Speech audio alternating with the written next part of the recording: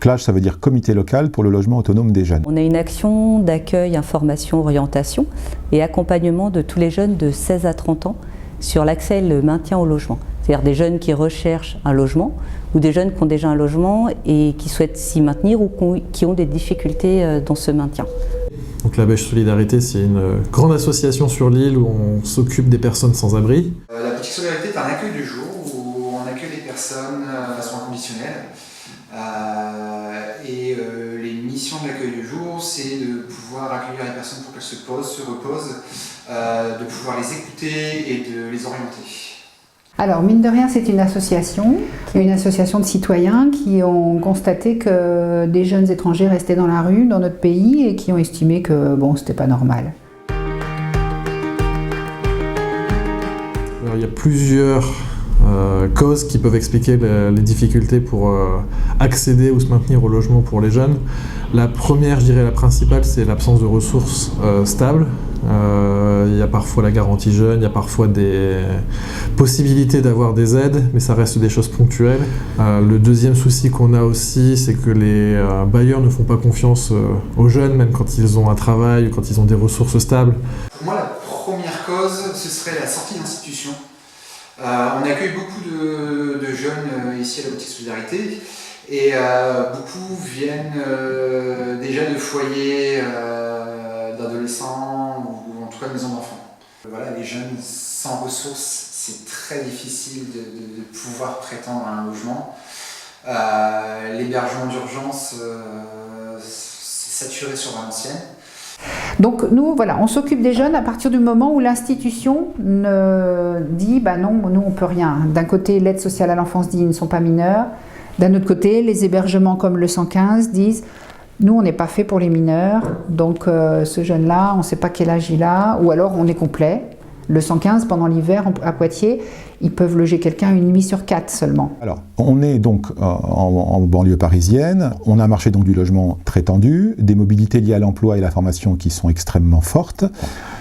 Les jeunes qui s'adressent à nous sont souvent des jeunes seuls ou en couple, avec des petites ressources, et ils cherchent un logement sur un territoire où le prix au mètre carré est assez élevé et l'offre de petits logements insuffisante. Et puis après, sur la métropole lilloise, on a aussi une grosse difficulté, c'est qu'on a quand même énormément de jeunes qui sont à la rue, qui sont dans des difficultés soit psychiatriques, soit avec des problèmes d'addiction, aux drogues plus ou moins dures, mais même parfois des drogues très dures. Et donc là, en fait, il y a tout un travail à faire pour permettre l'accès au logement de ces jeunes qui ont énormément de problématiques cumulées. Et après, on va tout avoir la question de la mobilité sur un territoire rural, ou comment on trouve un logement pas trop éloigné de son lieu de travail, parce qu'on n'a pas forcément le permis de conduire, pas forcément les moyens d'avoir une voiture. Donc on est sur cet ensemble, cette prise en compte globale de la situation du jeune, pour essayer de trouver la meilleure solution en fonction de sa situation.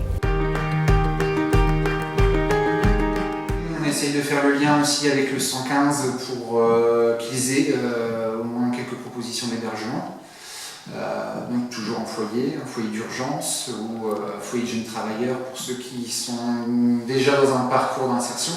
Les jeunes qu'on retrouve, on les accompagne aussi pour les inscriptions missions locales, pour pouvoir prétendre à certaines formations. On a commencé par essayer de leur apporter le minimum vital. Les jeunes qui se retrouvaient dans la rue, leur donner un toit, leur donner à manger, leur permettre de se faire soigner s'ils avaient besoin de soins.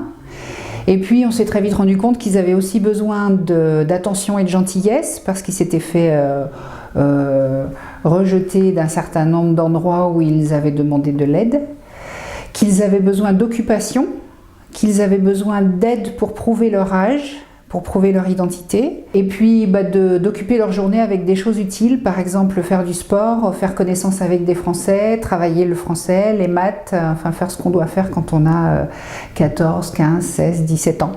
Et puis les gens qui accueillent dans leur famille, ces jeunes-là, ils trouvent aussi un bénéfice parce qu'ils se sentent utiles, ils se sentent moins égoïstes. Et donc en fait, on a mis en place tout un programme où on travaille à la fois sur l'occupationnel pour attirer les jeunes dans le programme en disant voilà, tu fais partie du programme, tu vas pouvoir aller au cinéma, tu vas pouvoir aller au foot, tu vas pouvoir aller au restaurant, faire des bowling, faire plein d'activités collectives ou pas, mais en tout cas de bien-être. Et en échange, il faut que tu fasses toutes les semaines une activité d'insertion sociale ou professionnelle. On a eu récemment Yacine qui est venu nous voir et qui dormait dans sa voiture suite à un conflit majeur avec sa famille. Alors pareil, grâce au réseau partenarial local, on lui a trouvé une place en structure d'hébergement d'urgence qu'il a intégré assez rapidement. 2 mois après, il a intégré lui aussi un foyer de jeunes travailleurs. Actuellement, il est dans un parcours d'insertion pour un accès à une formation qualifiante et on continue à le suivre, mais il faudra à terme, effectivement, puisque l'hébergement consenti est d'une durée de 2 ans, lui trouver une solution à caractère autonome. On va aussi avoir des jeunes qui ont des logements, on va dire, inadaptés. Alors soit par la taille, trop petits par rapport à leur situation familiale, ou aussi des logements qui sont, on va dire, en mauvais état. Donc souvent mal isolés, problème d'humidité, voilà, les affaires qui moisissent dans leurs armoires. Enfin, on peut avoir aussi ce type de situation où là on va être sur soit un travail avec le bailleur si c'est possible et si le jeune accepte qu'on travaille avec son bailleur, soit sur la recherche d'une autre solution plus adaptée à sa situation. Mais en tout cas, on a quand même, le programme il marche plutôt bien. Ça va faire 3 ans qu'il existe ce programme pour les jeunes ici au CHRS et sur les 40-50 jeunes, on en a une vingtaine qui ont été relogés. D'autres qui ont compris qu'ils n'étaient pas prêts à être relogés et qui demandent donc à être accompagnés dans d'autres dispositifs ou qui sont accompagnés sur des choses au niveau plus psychiatrique justement, qui ont besoin d'aide. On a quelques-uns qui sont retournés en famille, qui ont dit voilà, ça m'a permis de me poser un petit peu, maintenant j'ai pu renouer contact avec ma famille et donc ils sont repartis en famille. Et après il y en a d'autres qui sont retournés à la rue. Par contre on arrive des fois à impulser de nouvelles politiques, en disant voilà là il y a un vrai problème sur le logement, voilà ce qui se passe, voilà le constat qu'on a, voilà les tensions qu'on peut voir, les manques qu'il y a. Et donc là on arrive avec un travail vraiment de partenariat avec les collectivités à construire des projets. Alors, DALO, c'est le droit au logement opposable.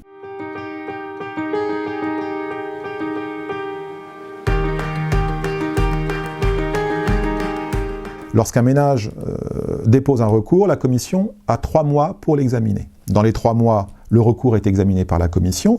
Et si le ménage est reconnu prioritaire, l'État, qui reste garant du droit au logement, a 6 mois pour trouver une solution de logement au ménage en question. Si dans les 6 mois, le ménage n'a pas été relogé, comme l'État a obligation de le faire, il peut attaquer l'État. En Yvelines, la commission, l'an dernier, elle a examiné près de 6000 recours, ce qui est énorme. Alors, il faut noter qu'il y a une grande proportion de ces recours qui sont irrecevables, de gens qui déposent des recours incomplets ou avec des pièces obligatoires non fournies, ce qui prouve bien qu'il y a une partie des ménages, si elle n'est pas accompagnée dans la constitution des recours, elle va échouer avant même de passer devant la commission. Et c'est le rôle d'un CLAJ notamment d'accompagner les jeunes sur un territoire pour que les recours constitués soient des recours au moins qui soient examinés. Et comme on est des professionnels et qu'on sait comment fonctionne la commission, on a des taux de reconnaissance prioritaires qui sont extrêmement élevés, bien évidemment. Alors en ce qui concerne le mal logement des jeunes étrangers isolés, il y a le fait de s'ouvrir et d'ouvrir, de la même manière que nous, adultes, nous ouvrons la porte de notre maison, des jeunes peuvent ouvrir la porte de leur lycée, de leur collège, de leur maison familiale rurale ou d'une association, en accueillant des jeunes étrangers isolés par le biais de notre association. Vous allez voir des associations, c'est un premier moyen, je dirais, très facile de s'engager en disant voilà, je voudrais faire du bénévolat, j'y connais rien, mais qu'est-ce que je peux faire? Par exemple, la Croix-Rouge fait des maraudes, et ça on peut en faire même quand on est jeune. Les maraudes, ça consiste à aller avec un camion circuler dans la ville le soir, aller porter des sandwichs, des couvertures et de la sympathie aux gens qui dorment dehors. Il y a beaucoup de gens, quand ils sont à la rue, ils disent moi ça fait des jours où j'ai pas parlé à quelqu'un en fait. Quand on leur fait confiance aux jeunes, quand on leur donne le pouvoir de décider aussi pour eux ce qu'ils veulent faire, ce qu'ils peuvent faire, c'est comme ça qu'on arrive à les remobiliser et à les relancer. Et donc après il faut aussi se dire que ça marchera peut-être pas la première fois, mais il faudra essayer une deuxième, troisième, quatrième, et s'il faut 5 fois c'est 5 fois, s'il faut 10 c'est 10, si une fois c'est bien, il faut vraiment s'adapter à eux et pouvoir leur permettre de se réinsérer à leur rythme et selon ce qu'ils veulent aussi.